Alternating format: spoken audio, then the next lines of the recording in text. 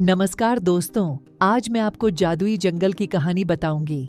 लेकिन उससे पहले मैं आपसे एक पहेली पूछती हूँ। बताइए, ऐसा कौन सा जानवर है जिसकी आंखें रात में चमकती हैं? देखते हैं कितने लोग इस पहेली का उत्तर दे पाते हैं। इसका उत्तर कमेंट्स में बताएं। तो चलिए कहानी पर आते हैं। बहुत समय पहले की बात है।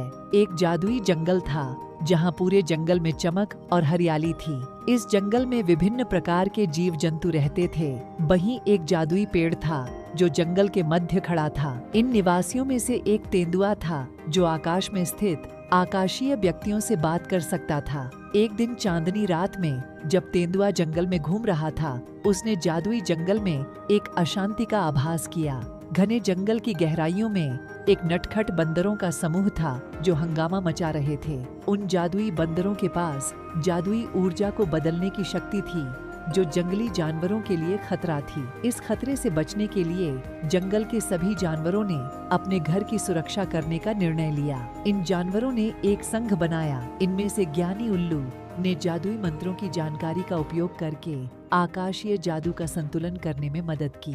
एक बहादुर हाथी जिसकी शक्ति कोई भी नहीं भूल सकता था, उनके हृदय में उम्मीद की किरण जगाती थी। उन सभी ने मिलकर एक जोखिमपूर्ण यात्रा शुरू की और बंदरों के साथ मुकाबला करने के लिए आगे बढ़े। रास्ते में उन्होंने उनकी एकता और संघर्ष की जांच की।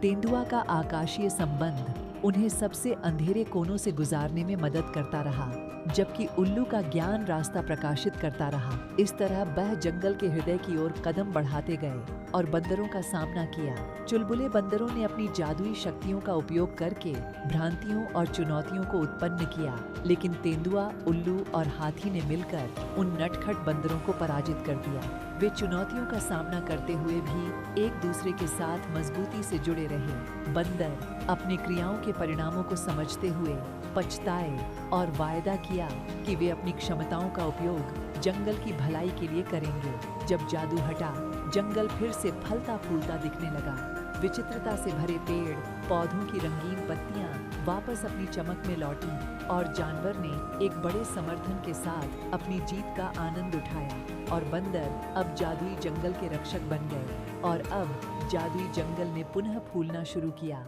वो कहानी कैसी लगी कमेंट में बताएं और चैनल को सब्सक्राइब करें। धन्यवाद।